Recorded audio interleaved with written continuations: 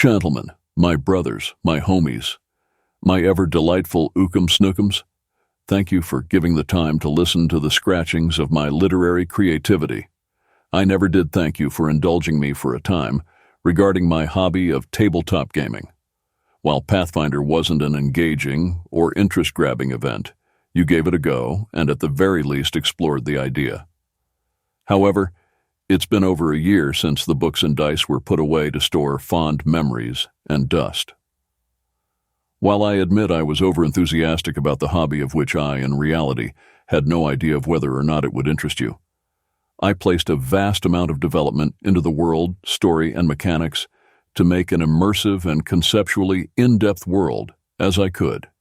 To me at least, much like my other stories, I believe I've placed too much effort to simply let the memories fade.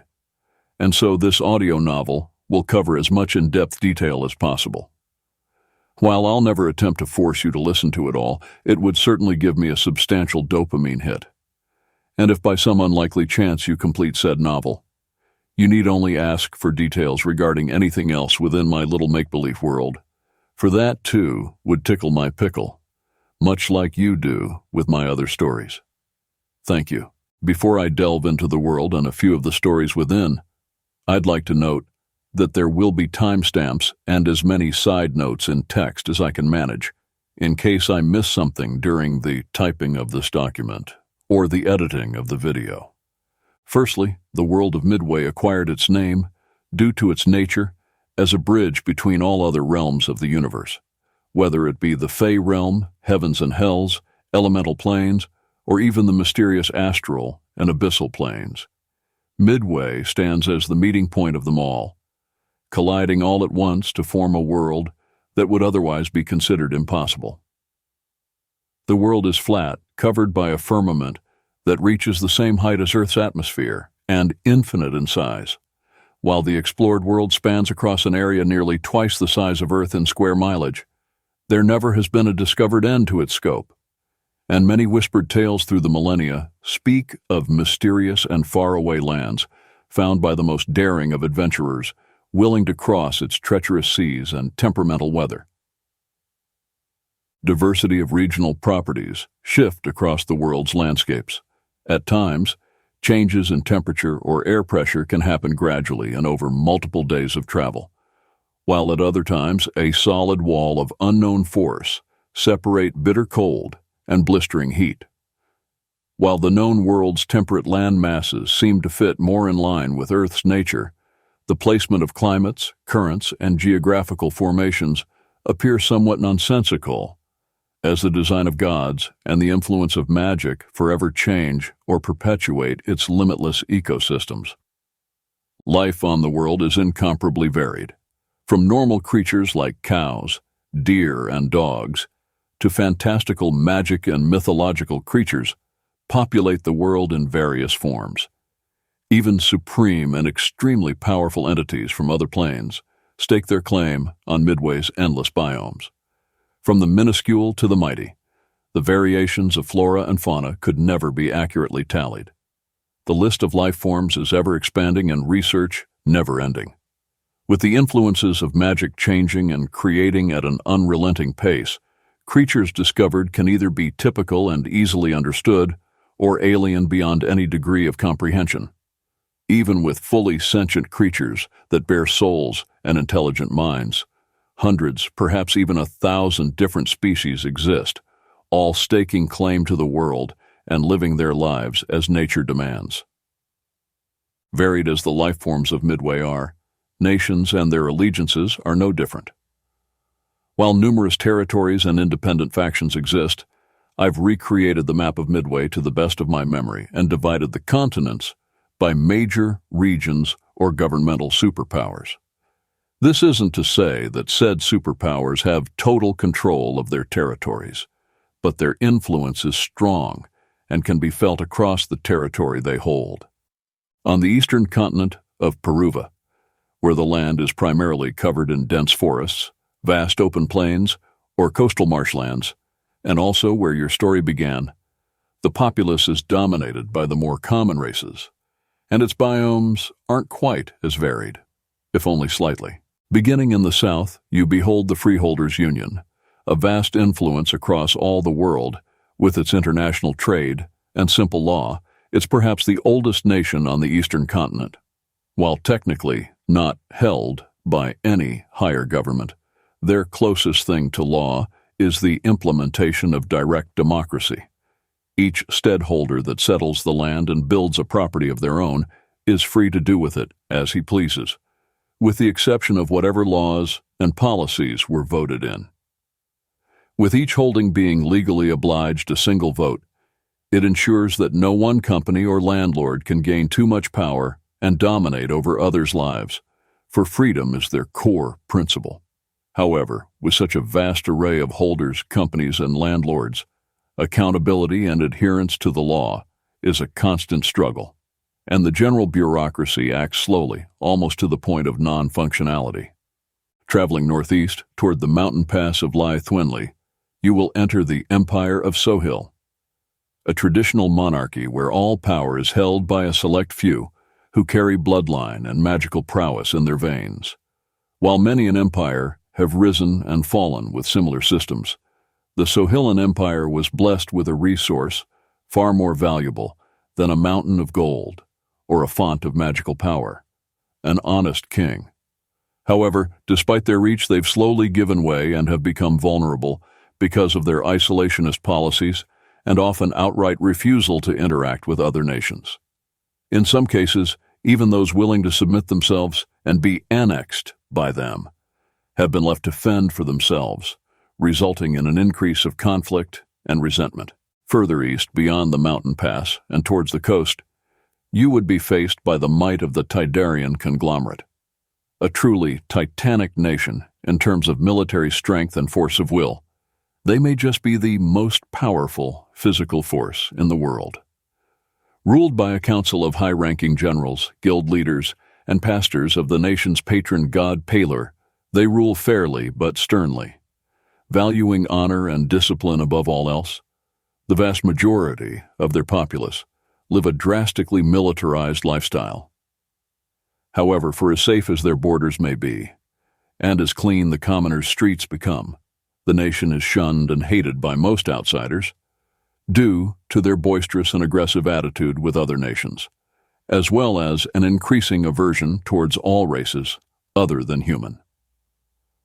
Rumor has it, during the time of the story, that the conglomerate has made moves on the Sohiln Empire for unknown reasons, the fear of war increasing for all those surrounding. Following the coast north into the more humble nation of Udensk. Densely packed cities and magic colleges litter the nation. Known for their prowess in the arcane and scientific discovery, a magnificent array of machines and magical devices have been created within its borders. Populated mainly by dwarven clans and mines and machine shops, elves and high towers experimenting with unknown powers, and plenty of other races besides contributing to their economic growth, Udensk is a bustling tract of land swelling with opportunity and better life.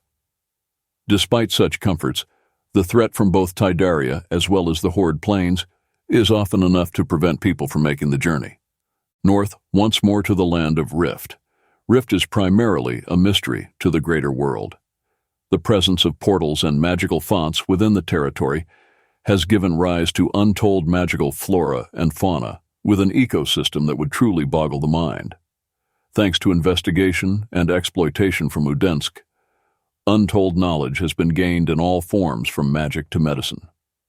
While the opportunity and wonder of such a land is indeed tempting to many, such a magically infused ecosphere often causes bewildering and often dangerous conditions.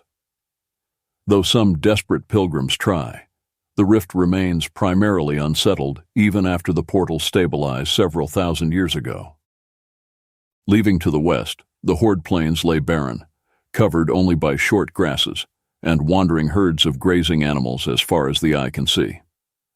Ancient highways and well-constructed shortcuts within the land provide an expedient journey through the surrounding lands without the need to brave the mountains further south. Do not be fooled, however. Paired with its virulent weather and swelling population of pack-hunting animals, many nomadic orc tribes make the plains their home. Often savage and bloodthirsty as orcs can unfortunately be, the plains are a dangerous prospect for any wayfaring traveler. To the west once more, the elegant, eternal, and ever-watchful eyes of the woodland thrones would gaze upon you from the distance. Home primarily to families of wood elves and various fey creatures that found their way from the rift, the dense and superfluously tall forests that cover the provinces are home to many a peaceful creature. Cut off almost from the rest of the world with natural barriers and little more to fear than interlopers wishing to do the forest harm, the wardens of the deep wood sit proud on the treetops, vigilant and dutiful to the wills of their perpetual forest. Next on the list, west yet again, the great forest of Jura presents the world's largest wall of rock and wood along almost half of the continent. With rolling hills and dense temperate forests, the lands of Jura are fair and mild-mannered in terms of magical creatures and dangerous sources of power. However, many a traveler can find the forest somewhat apprehensive, as those untrained in survival skills can often find themselves the victim of unfortunate circumstance. West even still, approaching the coast, the muck and misery of the marshlands await. As the Jura forest relents in its expanding claim to the continent's soil, marshes, swamps, and salt flats litter the sorrowful countryside in seemingly endless grime and dense swamp life. For all of its misery, a niche opportunity presents itself to those willing to brave it. With various deep caves and an exotic diversity of crops and game to hunt, the offer of material riches and expensive hides are often a convincing proposition to skilled hunters and prospectors. Pushing north for the last time into the untamed wilds that cap the northern end of the continent of Peruva, an expansive tract of unexplored frigid wintergreen forests shroud the land. Little can be found here outside of the ever-present chill of snow and wind. Hardy trees, and even hardier creatures, brave the cold to live their lives. With the remainder of Peruva's lands having little to offer from there on, next to nobody in the world is willing to journey there. Passing the only nation in the world comprised entirely by monsters and savage beasts, the United Tribes of Pajur appear to desire a war against the world itself. Despite being recognized as a fully fledged nation, rival tribes often wage war against each other in pitiful bids to gain more power. Some advisors in other nations have voiced concerns about the threat they pose. However, their attacks are often discounted due to their inferior and often catastrophically poor organizational skills. However, at the time of the story's beginning, some concerns of an up-and-coming warlord are on the horizon, and reports of raids, ambushes, and skirmishes are slowly but surely making their way through the command chain. Finishing off the continent of Peruva lies the lands of World's End and the Ashlands. Long-forgotten tales of battles between gods filled the mouths of parents telling bedtime stories to their young ones. With so many changes and iterations over the millennia, the true knowledge of the land's destruction is no more than a topic of conjecture. In World's End, long stretches of melted and crystallized sand, impacted rock, and pillars of the blackest obsidian taking the place of trees litters the ground. In the Ashlands, there lay the final resting place of the comet that struck through Midway's firmament, leaving a several-mile-wide crater as the only noticeable landmark from the northern wilds to the world's edge. Both World's End and the Ashlands sucked dry any life that would dare enter it. Outside of tall tales of crazed cultists and dark sorcerers making the voyage, there is little reason to consider the journey there, especially when the dangers beforehand are so numerous. Moving to the western half of the world, before reaching the other supercontinent of Havam, you would see the towers and long dormant volcanoes of the Isle of Nim, perhaps the only nation that has successfully gained control over all the territory it encompasses. The islander culture of Nim are based solely on the Council of Ancient Dragons that slumber within its craggy mountains. Home to most of the world's reptilian sentience and a wide array of tropical flora and fauna, magic power and fine foods are the primary attractor to many people across the world. Though it may be a nation prosperous in trade, as it's the halfway point between the continents, few outsiders choose to make it their home, since the agendas of ancient dragons are often mysterious or otherwise unfavorable towards the common people they lord over. As you leave the exotic and ever-luxurious island, you would approach the western continent of the world known as Haven. Commonly named the Old World by a majority of cultures, Haven is host to the remnants of the old empire and ruins so ancient they predate the existence of some sentient species.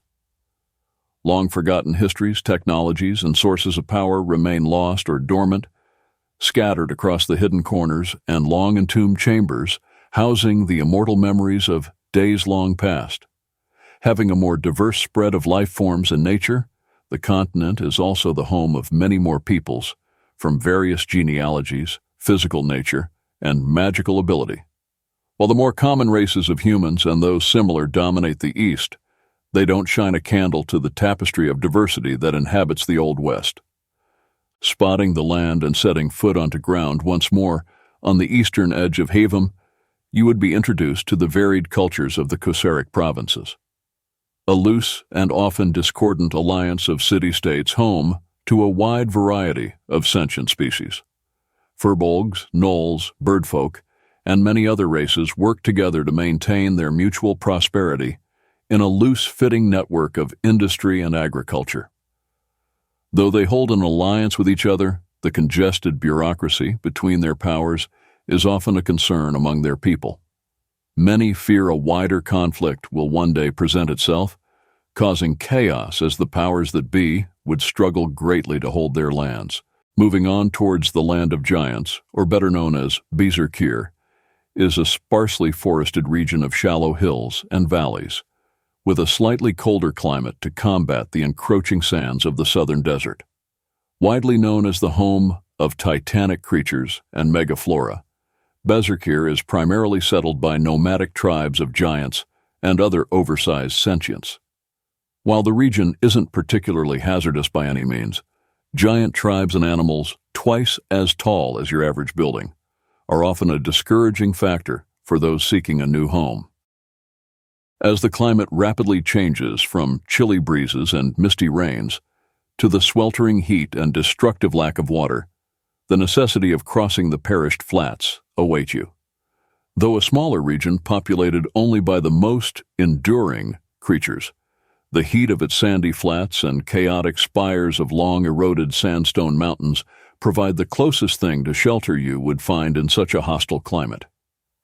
The only city within would be the port city of Pressfield, an unappealing stopping point for trade ships whose climate is only stabilized by ancient magics and the efforts of iron-willed dissidents.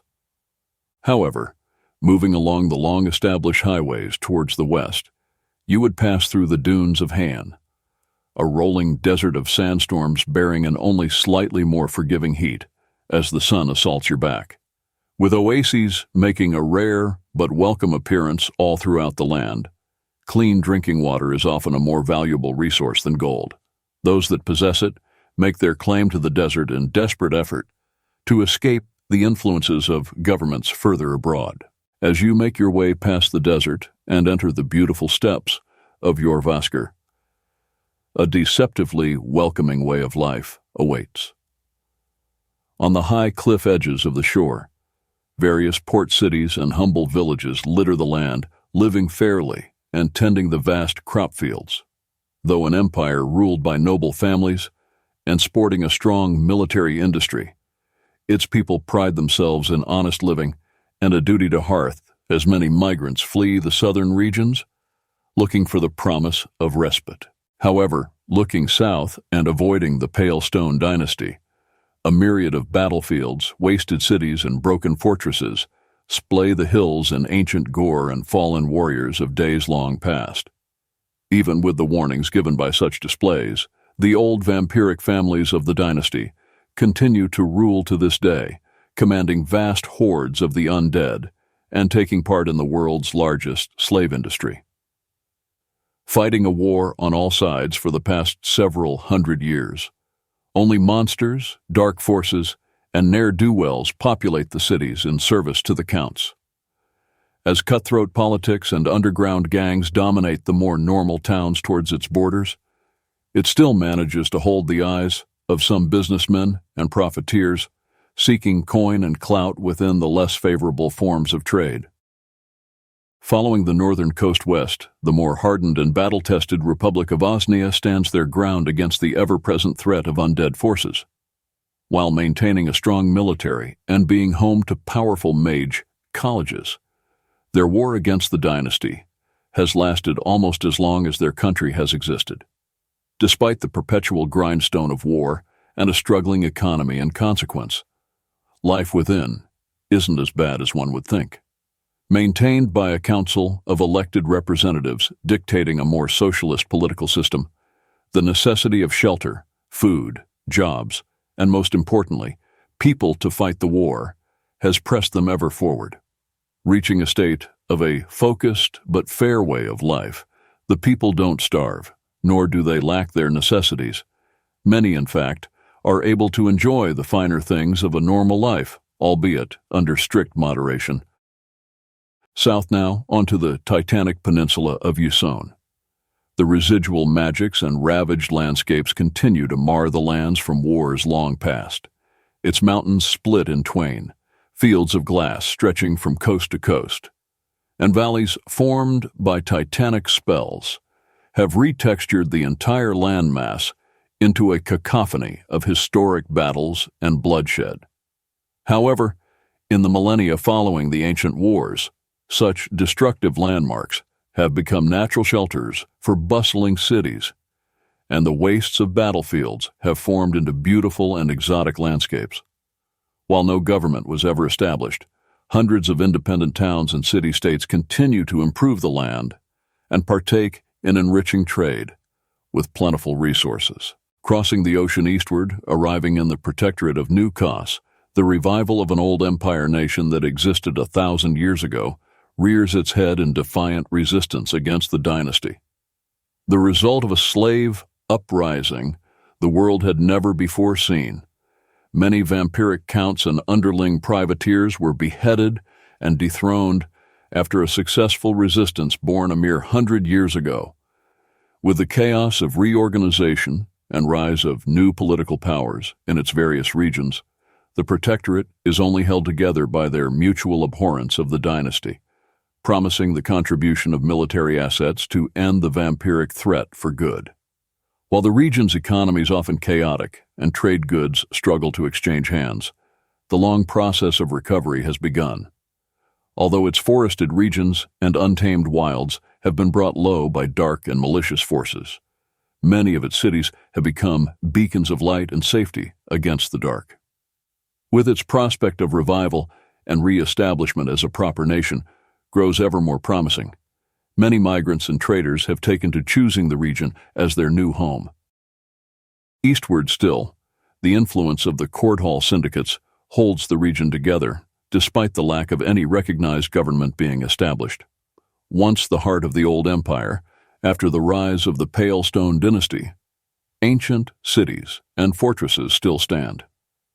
While independent clans and kingdoms hold contested territories and minor conflicts perpetuate their struggle, a shadow government holds the region's reins as tightly as they can manage through the use of espionage, economic and religious influences, and utilization of key figureheads within the region. Even in the struggle of economic growth and political clout-grabbing, the presence of fair climates and fertile land make Cordal's regions an appealing opportunity for many people. Finally, moving north and ending the long journey, in the centermost nation of the world. The most powerful in terms of magical power and economic prosperity, Tor Dahayed stands as a beacon to all the world, as the last remnant of the old empire. Ancient beyond the years of any other nation and densely populated by every race of every walk of life, the trade hub of the world and a marvel of innovation and improvement of all aspects towards the creation of a true utopia presents itself. Centuries of fighting off the old empire's reputation of a fascistic government and oppressive way of life has kept the kingdom's efforts slow but persistent. Rumors among other nations whisper in all ears that an archon, one of the most powerful angels in the world, now sits on Tor Dahayad's throne, leading the nation ever closer to a new age of enlightenment and fairer way of life. For all its splendor and its showing of a change of heart, many still fear the old ways of the nation. Propaganda and old memories still plaguing the minds of long-living rulers and ancient historians.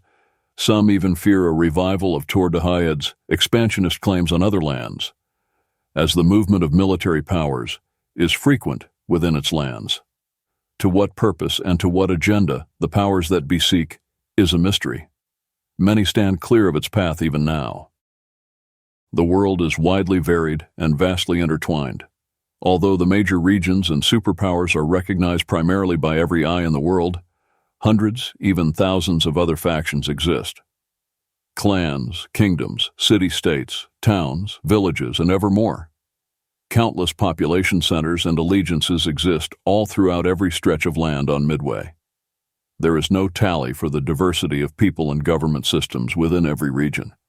There are more stories and notable points of interest I could talk about. However, we'd be here for hours more if I were to go down the list. With so many variances, I've also left room for you fellows to develop your own ideas at some point, from the serious and intricately faceted to the absurd and silly.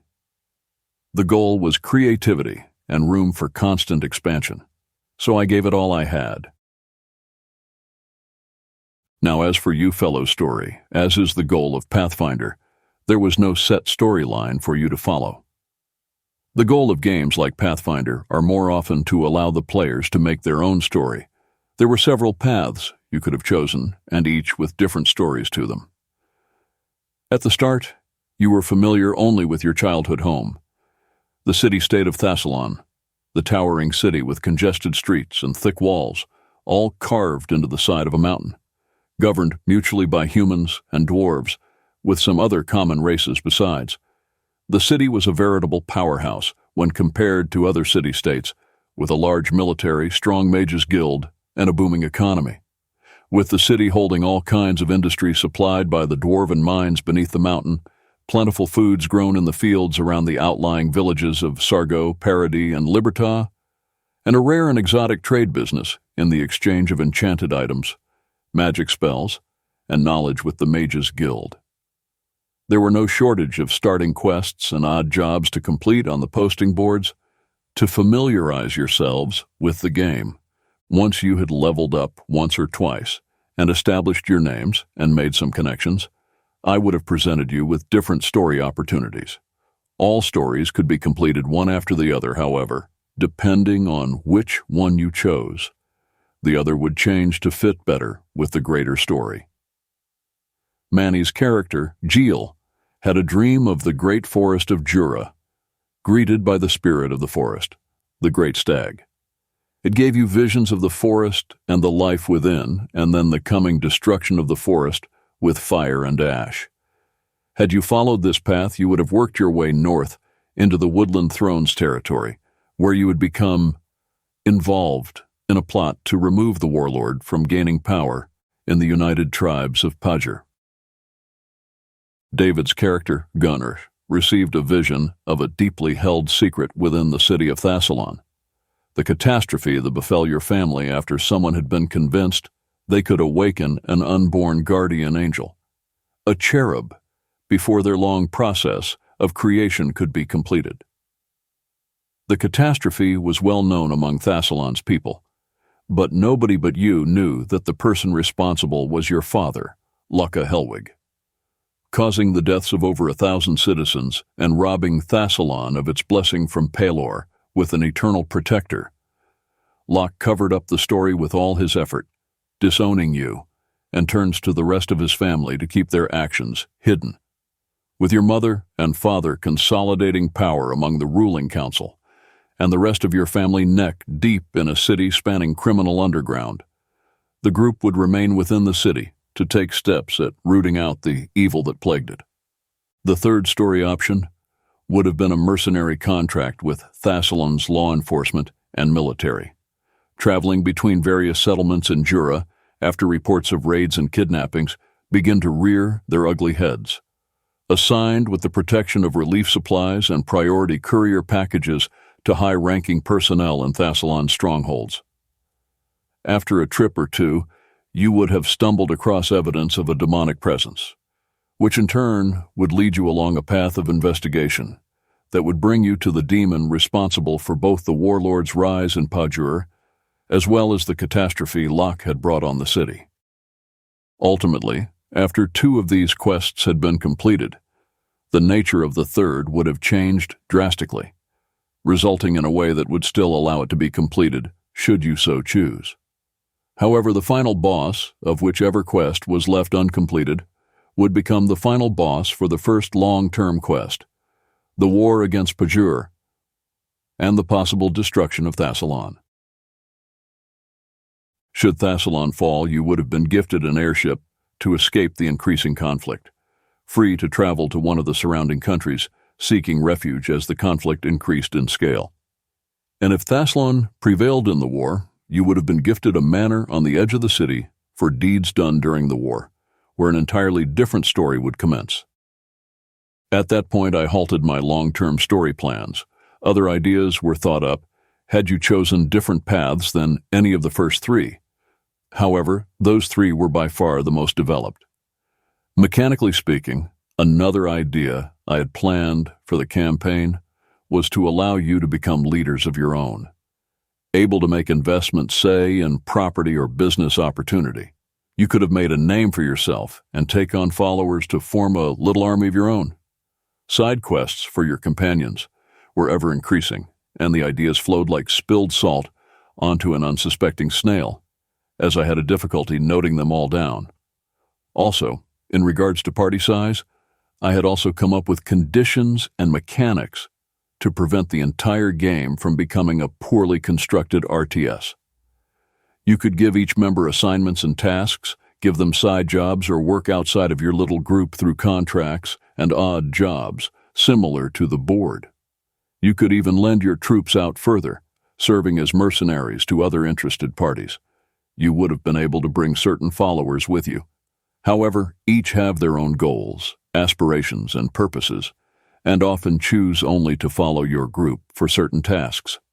Also, outside of some notable exceptions, you certainly wouldn't be able to take them all with you at one time outside of the climax of a major quest or full-scale combat scenarios, which would be quite rare. Altogether, the idea of companions and troops to bring with you were a mechanic I considered to a great degree, yet I remained conflicted during the entire process. While most of these characters are notable and can become friends and connections of yours, whether or not I would have them offer to follow you as soldiers or otherwise was something I was unsure of.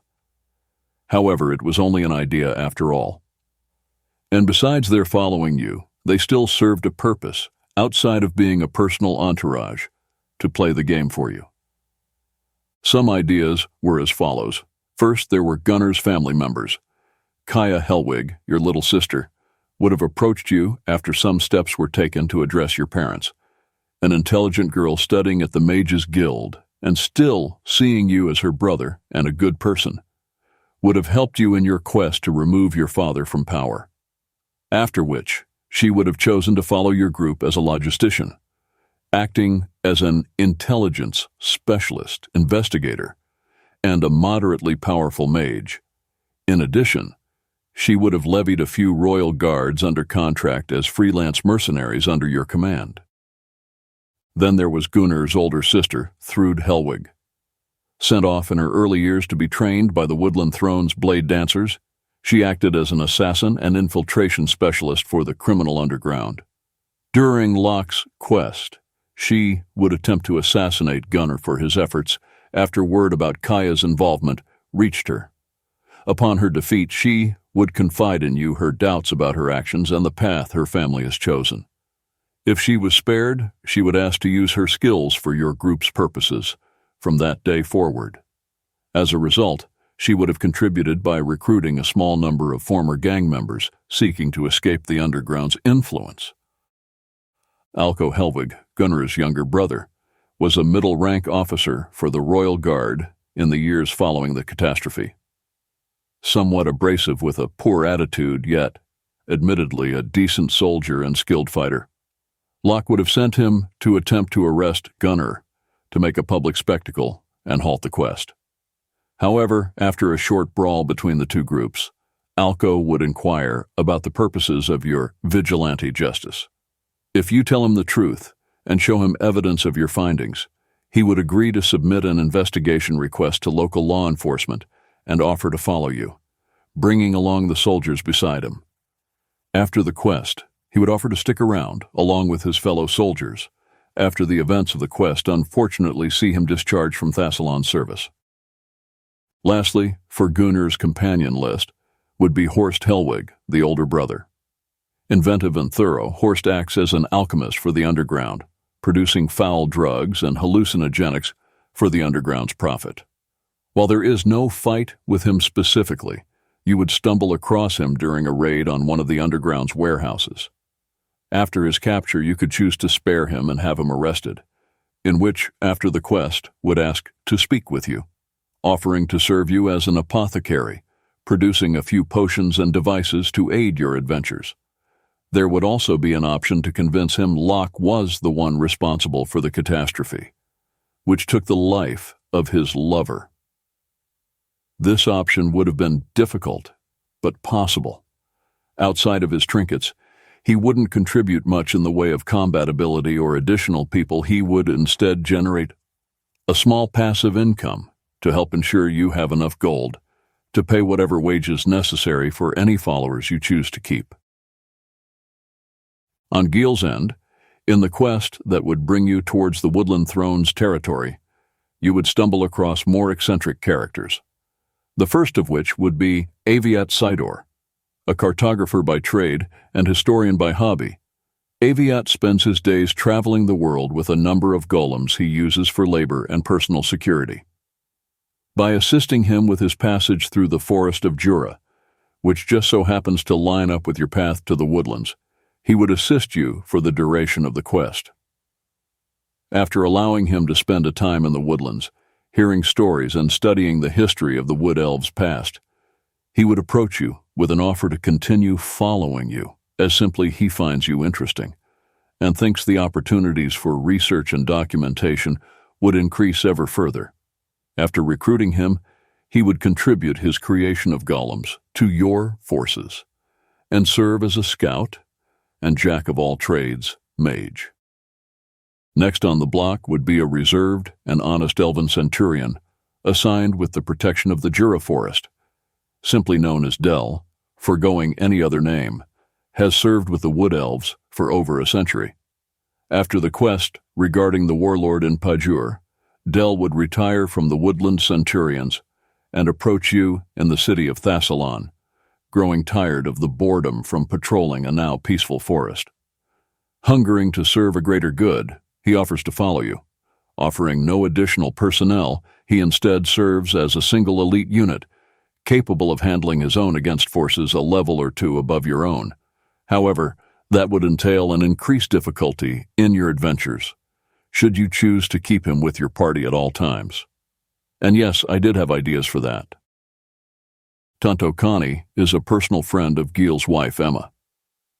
Tonto is a martial artist who studied at the same training center as Emma.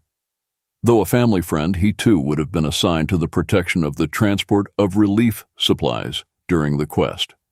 After several run-ins with ambush parties and the completion of the quest, Tonto would have followed you back to Thassalon, after which a discussion between him and Emma would convince him to offer his skills. In addition, he would have provided training to any troops you decided to keep, giving them a slight improvement in combat. Lastly, for Gil's roster, would be his wife, Emma. There wouldn't be any particular quest or path to choose in order to gain her following. After all, she is your wife, instead being a professional trainer of hunting dogs for those that would seek game in the forest. And if you had gained her approval of the adventures your group had gone on, she would contribute a number of obedient and well-trained attack dogs to your pool, after which you could assign them to other soldiers or control all of them at once as a pack. While all of these characters came about from my development of the world, constantly expanding and coming up with more and more stories to tell, there was one and only one that I gave special attention to. To be entirely honest, I was eager to watch you learn of her story, through speech checks and personal inquiry into who she really was and who she wished to become.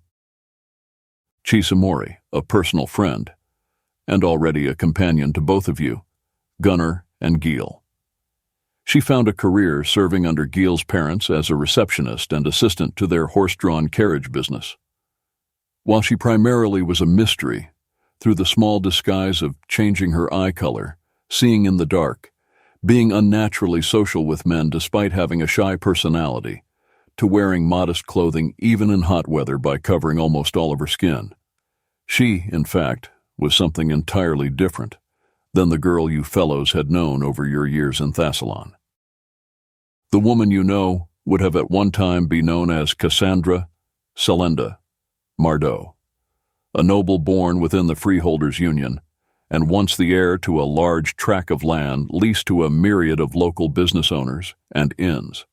She and her three sisters, Callista, Ferula, and Luciana, enjoyed a prosperous life under the tutelage of their mother and father. However, at one point, their mother had seemingly gone insane. On a dreadful night for their family, their mother swept up the girls and attempted to take them away, fleeing the Union's territories entirely. After a fight broke out between their mother and several of House Mardot's guards, their mother revealed herself to be a creature known as an Annis Hag, a malevolent and evil creature, born of the Fey realm. Her father gave chase as the hag fled north over a period of 3 nights. After catching the hag off guard after a carefully planned ambush, only Cassandra was able to be rescued. Not only was she the only one that escaped, it also cost her father's life. After a period of attempted recovery and the struggle to move past the terrible events, she ultimately fled. Breaking into the former mother's room, she pocketed as much jewelry and precious items as she possibly could, looking to purchase her way to a new land. She traveled for weeks along the roads, bartering and bribing her way through towards the empire of Sohil. Eventually, however, the goods she had taken had all dried up.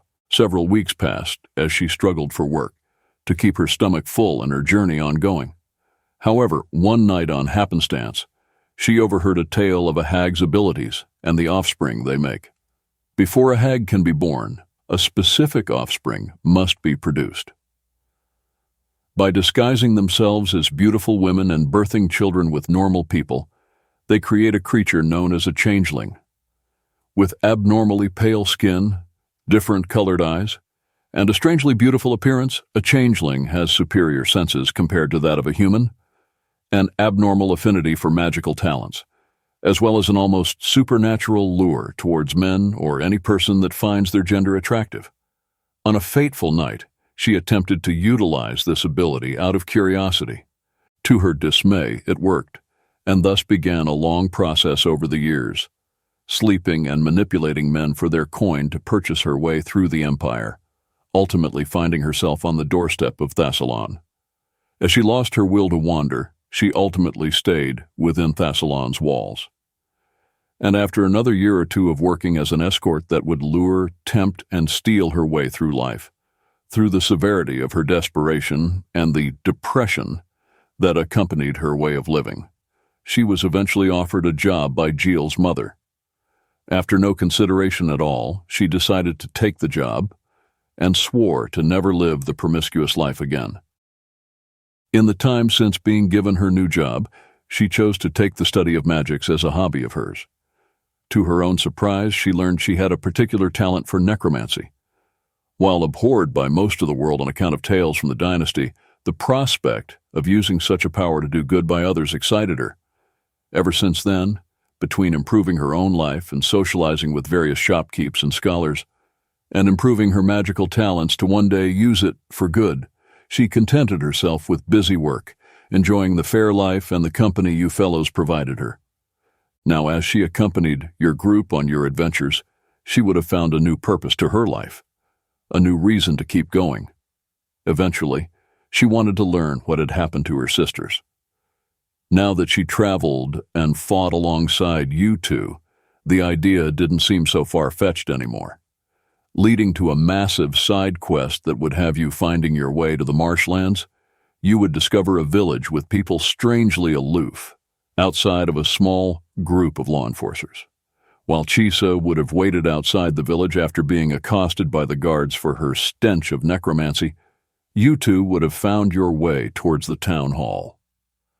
Greeted by a beautiful young woman who looked oddly similar to Chisa, the three of you would begin a thorough investigation. After some inquiry and creative thinking on your part, you would have discovered that all three sisters were very much alive.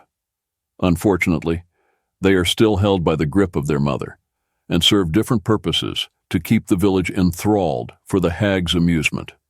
You would in turn fight each sister individually on separate locations and situations. All the while, the hag would attempt to chase you down. Avoiding the hag and confronting the sisters through stealth, timing, and strategy, there are multiple paths that would result from the quest's completion.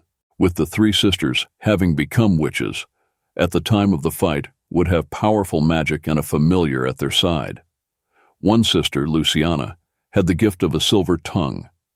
Social and charming, and wholly unaware of her mother's reasons or the morality of her deeds, was placed in charge of deceiving the village and acting as the leader in order to keep up appearances. With her owl familiar and a patron spirit of deception, her focus would be evasion, illusion, and ambush attacks. The other sister, Ferula, was the stronger of her sisters. She may understand what happens to her victims and has a particular disdain for her mother, though chooses to do her mother's will in the hopes she leaves her be, since she sees no method of escape. Skilled in personal combat with a greater ability to think tactically, she was given the task of patrolling the village for any who would escape and to kidnap the occasional victim for her mother's purposes. With a badger familiar with its patron spirit of animals, she would have focused on direct attacks, numbers, and charmed animals to assist her in combat. The third sister, Callista, was the more magically adept of the trio. More powerful and more rebellious against her mother, she has an especially tight leash. She recognizes the terrible deeds she does and has taken to self-harm in hopes of repentance. She was placed in an abandoned chapel outside of the village where the kidnapped are tortured and used in various spells for the hag's ultimate goal of changing her daughters into hags as well. Callista has a cat, familiar with a patron spirit of agility. Her combat would entail an increase of speed and maneuverability, keeping her distance, and using precise attacks from range. After the three sisters were either captured or killed, each would have varying difficulty of their submission, should they be alive after combat is over. Any of the sisters you have successfully dissuaded will then join you in the fight against their hag mother, resulting in an easier final boss should you succeed. Now, despite the nature of these fights, one condition would need to be met, if you had found out during your investigation. To render the witches incapable of using their magic, thusly making them far easier to defeat, you would need to kill their familiar. After these fights, multiple results would entail from worst to best. In the first result, assuming you chose to kill all three sisters, would result in a difficult fight against the mother. Chisa would fall oddly silent on the way home, afterwards departing from the group upon your arrival home, or decision to go somewhere else. Later on, you would learn that Chisa had fallen into depression and had taken her own life, unable to move on from the loss of her entire family. In the second result, should only one sister survive, the two of them would depart immediately after the group leaves the marshlands. Having only each other left in the family, they would seek out a life for the both of them, reunited at last, never to be heard from again. If two of the sisters survived, Chisa and the two survivors would join the party in their return to Thassalon, where they would negotiate with local city officials to have a home built for them, where they would in turn open a clinic, providing medicines and treatments to locals and travelers in need of aid. However, Chisa would depart the party for good, choosing to remain at the clinic with her sisters. She would remain as a friend, thankful for reuniting her with what remains of her family, and offering treatments and potions for you on your adventures. If all three of the sisters survive, then the group would again return with the party to Thassalon, where once more they would have the home built at the edge of the forest and open a clinic. If you chose to indulge my follower mechanics, they would move into your homestead or a home nearby, opening their clinic and generating a substantial source of income for your group. Just as well, regardless of the follower mechanics, Chisa would become a permanent companion and offer to use her skills in necromancy to help her brothers in arms on their adventures, and continuing to develop her story alongside you. And admittedly, it would allow me to keep playing with one of my favorite character creations. As of now, this concludes the list of most of the named characters. There were many more ideas, storylines, mechanics, characters, and decisions to make. Perhaps I'll expand further later on, or simply ramble the gist to you for as long as you'll tolerate another time. However, this video's gone on long enough, and I'm honestly worried about how long this will take me to edit. I'm not experienced with video yet, so I'll give you my conclusion. While role-playing games are a favorite of mine, opening the opportunity to write more stories and actually interact and develop them by playing a game is really an awesome hobby. I will die on that hill. But still, I know we were ultimately forced to stop playing for various reasons: distance, work, money, and all that stuff. And to be honest, I also got the feeling y'all weren't into it nearly as much as I was, so I understand if it just wasn't for you.